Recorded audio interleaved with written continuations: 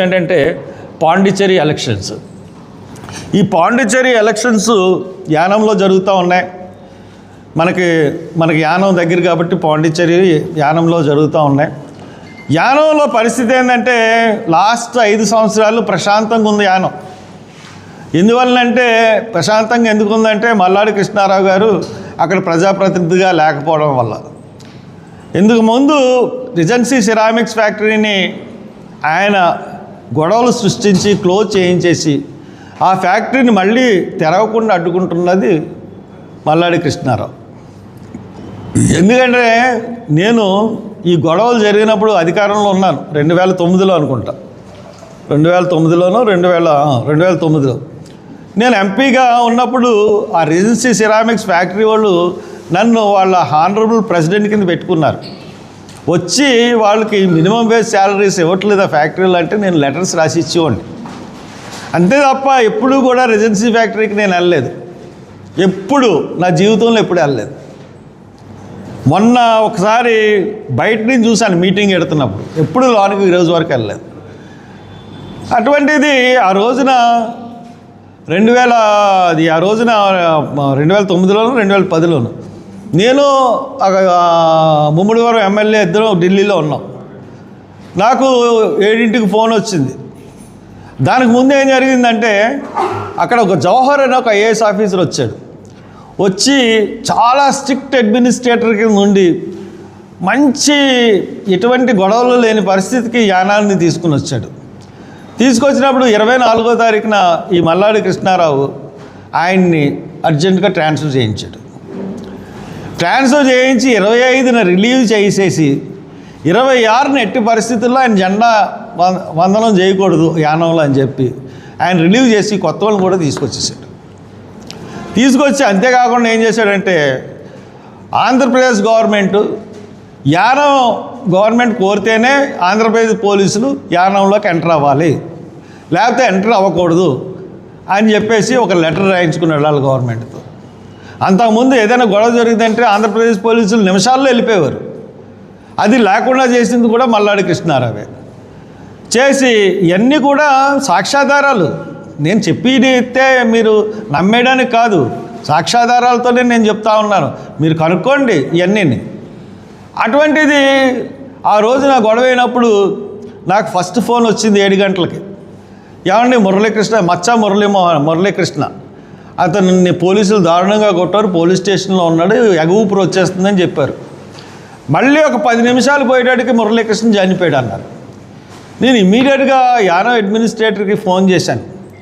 Phone చేసి ఏమండి ఇలా జరిగిందంటే, అయ్యో నాకు తెలియదండి, నేను చెప్పేంతవరకు యానం అడ్మినిస్ట్రేటర్కి తెలియదు మురళీమోహన్ చనిపోయాడు అన్న విషయం.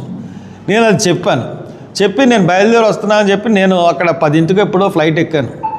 సాయంత్రం వచ్చింది అక్కడ విజయవాడ దిగి, విజయవాడ నుంచి మేము కారులో వచ్చేటోటికి ఈ గొడవ అంతా కూడా నేను ఫ్లైట్లో ఉన్నప్పుడే జరిగింది.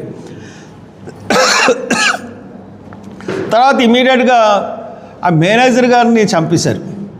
మురళీమోహన్ చనిపోయాడు, తర్వాత మేనేజర్ గారిని చంపేశారు. ఎవరు చంపేశారో ఆ భగవంతుడికి తెలుసు. తర్వాత ఆ మేనేజర్ని ఆయన్ని చాలా మంచోడంట, చాలా అందరికీ సహాయం చేసే వ్యక్తి అంట. నేను ఎప్పుడు చూడను కూడా లేదు ఆయన్ని ఎవరు చంపారు ఏంటి అని దాని మీద సిబిఐ ఎంక్వైరీ చేశారు. సిబిఐ ఎంక్వైరీ ఇప్పుడు దాకా ఎందుకు రాలేదు బయటికి? సరే, నేను 2014 వరకు నేను పదవిలో ఉన్నాను కాబట్టి నేను ఆఫ్ చేయించాను సిబిఐ ఎంక్వైరీని అని అనుకుందాం. నేను అప్పటి నుంచి 2014 నుంచి ఇప్పటి వరకు కూడా అపోజిషన్లోనే ఉన్నాను కదా. నేను ఏ గవర్నమెంట్ వస్తే ఆ గవర్నమెంట్కి ఎగనిస్ట్గా ఉన్నాను కదా. చంద్రబాబు నాయుడు గవర్నమెంట్కి 2014 నుంచి నేను ఎగనిస్ట్గా ఉన్నాను. 2019 నుంచి జగన్ గవర్నమెంట్కి ఎగనిస్ట్గా ఉన్నాను. 2024 నుంచి చంద్రబాబు నాయుడుకి ఎగనిస్ట్గా ఉన్నాను. అంతేకాకుండా బీజేపీకి ఫ్రమ్ ది బిగినింగ్ నుంచి నేను ఎగనిస్ట్. ప్రతి వారం నేను బీజేపీని తిడుతూ ఉంటాను. ఆ రిపోర్టు నేను ఇంత గట్టిగా తిడుతున్నాను కదా. అసలు మోడీ అన్నవాళ్ళు నేను ఆ వైజాగ్లో దొరికినటువంటి మాదక ద్రవ్యాలని ఫస్ట్ కొకైన్ దొరికిందని చెప్పి 6 నెలల తర్వాత కొకైన్ లేదని చెప్పాడు. మోడీయే దాన్ని సైడ్ చేశాడని చెప్పి నేను విమర్శిస్తున్నాను. ఫస్ట్ ఏమో కొకైన్ ఉందని చెప్పారు, తర్వాత 6 నెలల తర్వాత దాంట్లో ఏమీ లేదని చెప్పారు. దాన్ని బట్టి ఏమనుకోవాలి?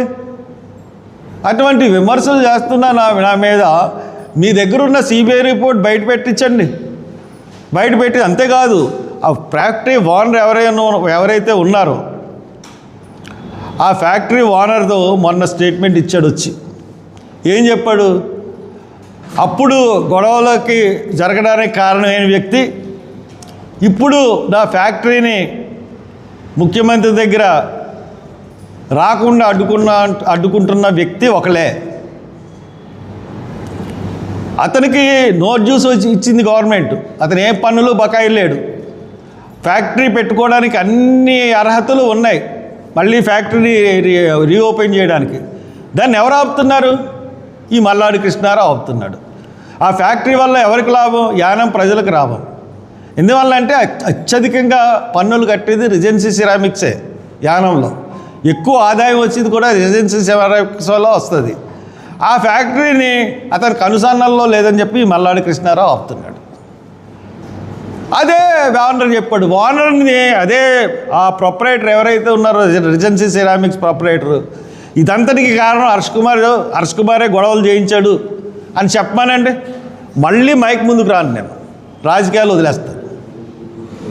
ఛాలెంజ్ చేసి చెప్తున్నాను నేను. నాకు ఎంత కానీ ప్రమేయం ఉందంటే సిబిఐ పట్టుకుంటుంది కదా, ఇంత ప్రమేయం ఉంటే నన్ను. లేకపోతే ఆ ఓనర్ని చెప్పానండి, తెలుగుదేశం ఆయన. కాబట్టి ఇలాంటి చిలవలు పొలవలు ప్రచారం చేయకండి. నేను ముఖ్యంగా ఇది అన్నీ ఎందుకు చెప్తున్నానంటే యానం ప్రజలకు చెప్తున్నాను నేను. మీరు మళ్ళీ ఎట్టి పరిస్థితుల్లోనూ ఈ 5 సంవత్సరాలు ప్రశాంతంగా ఉంది యానం. మళ్ళీ మల్లాడి కృష్ణారావును మట్టుకు ఎట్టి పరిస్థితుల్లో ఎన్నుకోకండి. అక్కడ గొల్లపల్లి అశోక్ అని చెప్పి కాంగ్రెస్ క్యాండిడేటు, అతన్ని ఎన్నుకోండి. అతన్ని ఎన్నుకుంటే మీరు మళ్ళీ యానాంలో ఇంతకు ముందులాగా అన్నీ ప్రశాంతంగా ఉంటాయి. మీకు మిగిలిన పనులు ఏమన్నా బాకీ పడి ఉంటే అశోక్ నేను దగ్గరుండి చేపిస్తాను. నేను వస్తాను ప్రచారానికి, యానం ప్రచారానికి వస్తాను. అక్కడ అన్నీ దగ్గరుండి చేయిస్తానని చెప్పి మనవి చేస్తూ ఉన్నాను.